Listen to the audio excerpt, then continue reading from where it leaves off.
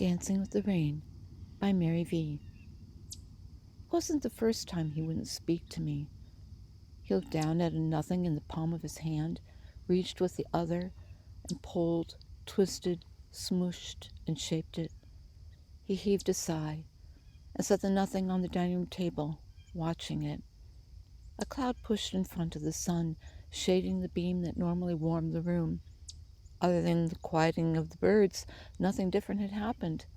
Something was wrong, this much I knew, and it possibly might be all I would know, because he wouldn't speak to me. His head lowered, not looking for anything but saddened, lost, unsure what to do next. In the past I tried to offer ideas, food, entertainment, conversation. I knew better than to try, since these only fuel the sadness that will soon grow inside him. A cloud pushing in front of his inner sun. It won't be long before his hands shake. He paces the floor, frustrated, perplexed with what is manifesting inside him. This wasn't a Hulk or Superman transformation. This was him when he wouldn't speak to me. After a time, whatever was wrong manifested into anger.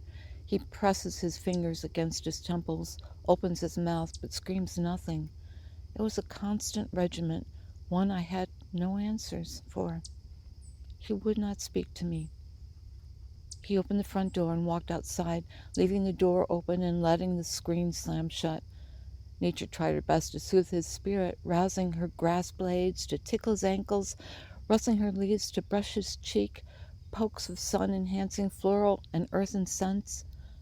He walked in swirls and circles, dipping under the branches, pulling his pant legs down and breathing through his mouth, refusing to let them speak to him. He wouldn't talk to them either, not with his loving fingers touching their surface, a wonderment twinkle in his eyes, his bright smile. Wind nudged a bigger cloud overhead, not a white puffy one shaped like Eeyore, but a dark towering one that might hang over Eeyore. It hung overhead, looming between him and the sun, shading his world, chilling the sizzling air, and depriving him of warmth. Rather than hug warmth into his chest, he flapped his arms, upset with the cold. The leaves bowed before the cloud, majestically. Flowers closed their petals. Blades of grass had nowhere to hide, standing their ground, come what may. A single drop of water splashed onto his forehead, trickled down his eyelids, then tumbled down his cheek and slithered to his lips. His eyes widened. His tongue crawled out and tasted the moisture. A crook of a smile formed. He looked up at the Eeyore cloud as another drop fell into his arms. He dabbled at the drop, poking at it until he broke the surface, painting his skin with water. He turned when the next drop tumbled onto a leaf and slid off, trickling down, landing on top of the grass. It struck him funny, and he laughed, mouth wide open and full-out laugh. This one, who would not speak, laughed. Entranced by the next drop, he didn't hear the neighbor's door open. Out popped Lily, leaving her raincoat and umbrella behind. She'd grown so tall these 16 years living next door. Her hair swooshed in a ponytail as she ran across her front porch, down the stairs, across her front yard, and over to ours. Dear, sweet Lily, his playmate since birth, always giving him time, always seeing him, his mood, his heart, his words, his need.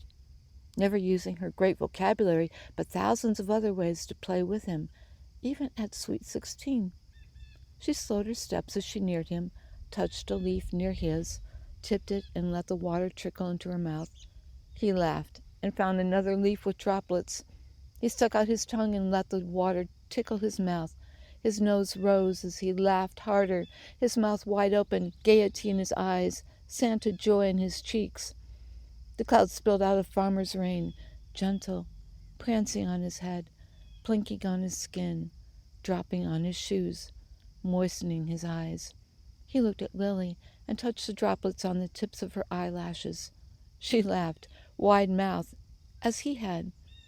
His shoes swiveled on the wet grass, slipping to the side. So pleased he jiggled his shoes. Lily swirled her arms out to the side, welcoming the rain. She raised her hands to the sky and squished the air with her fingers. He copied her. They danced with the rain, not just in the rain. They danced with the rain, she touching his heart with her personality, healing his woe, the rain washing away his angst in their beautiful musical dance. He didn't speak. He didn't have to. His laughter spoke 1,000 words. My son, soothed by the rain and the joy of a friend once again. This has been Mary V. reading Dancing with the Rain.